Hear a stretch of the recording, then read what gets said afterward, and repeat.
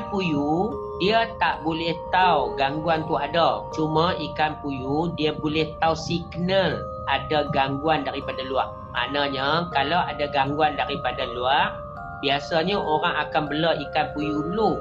Jadi ikan puyuh ni dia ada signal awal. Siapa orang dulu-dulu Datuk dia bela ikan puyuh? Kenapa tu? Sebab ikan puyuh ni dia ada sensor. Sensor tu apa? Ikan puyuh dia tak boleh tahu gangguan tu ada. Cuma ikan puyuh dia boleh tahu signal ada gangguan daripada luar. Maknanya kalau ada gangguan daripada luar, biasanya orang akan bela ikan puyuh dulu. Jadi ikan puyuh ni dia ada signal awal. Kalau ada ikan puyuh ni, dia akan bagi signal, bagi tanda.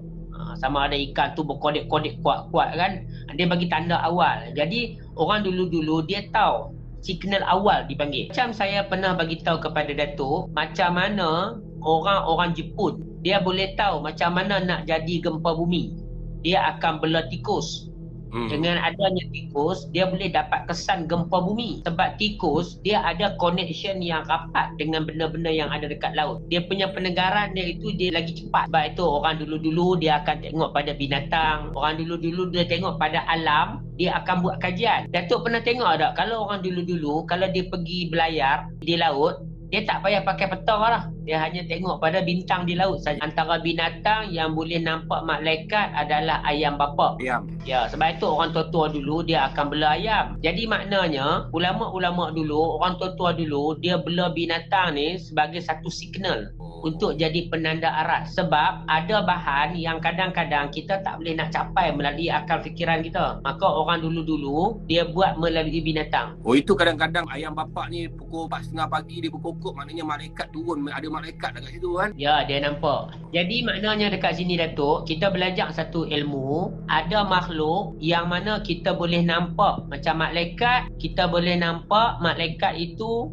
Ayam boleh nampak malaikat sebagai contoh. Anjing sebagai contoh kan. Anjing boleh nampak jin. Kita panggil syaitan. Jadi maknanya dekat sini ada makhluk, ada binatang yang memang Allah bagi sensor untuk dia nampak, untuk dia bau. Pukau ni Datuk, dia sebenarnya adalah salah satu daripada ilmu sihir. Pukau ini dia digunakan adalah untuk akal fikiran kita. Okey, dalam tubuh badan kita ni Datuk, dia ada tempat-tempat tertentu yang benda itu transit. Antara tempat transit yang paling kuat benda itu duduk, salah satunya adalah akal kita. Sebab itu yang ini disebut dengan hipnoterapi, minda separa sedar.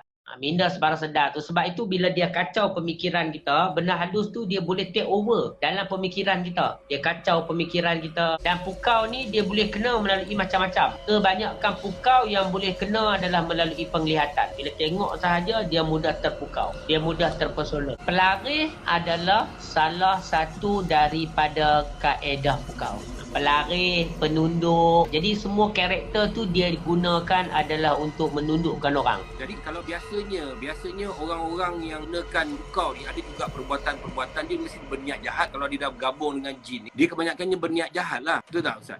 Dia biasanya Datuk, orang yang menggunakan benda-benda macam ni orang yang menggunakan hawa nafsu dia lah. Kalau dalam perniagaan dia nak kaya cepat. Maknanya dia nak cuba ambil satu-satu keuntungan tapi dengan cara yang cepat. Okey, pengalaman saya Datuk dalam libat dalam bidang rawatan ni, mereka yang menjadi sasaran kepada orang yang kena pukau ni kebanyakan adalah golongan wanita. Saya nak ambil satu contoh Datuk. Ini pengalaman saya lah. Dah berapa ramai yang datang bagi tahu dekat saya anak dia telah diperkosa dalam keadaan tidak sedarkan diri. Maknanya dia keluar, dia pakai baju macam ni, balik pun macam pakai baju macam ni juga. Tak sedap. Tapi sebenarnya dia sudah diperkosa. Pasal apa benda macam tu dia berlaku Datuk? Pasal hari ni Datuk, bahan-bahan untuk nak jadikan orang terpukau ni, benda tu dia mudah dapat dekat luar sana. Benda tu boleh dibeli. Maksud Ustaz tu? Dia punya pelarih-pelarih tu boleh dibeli.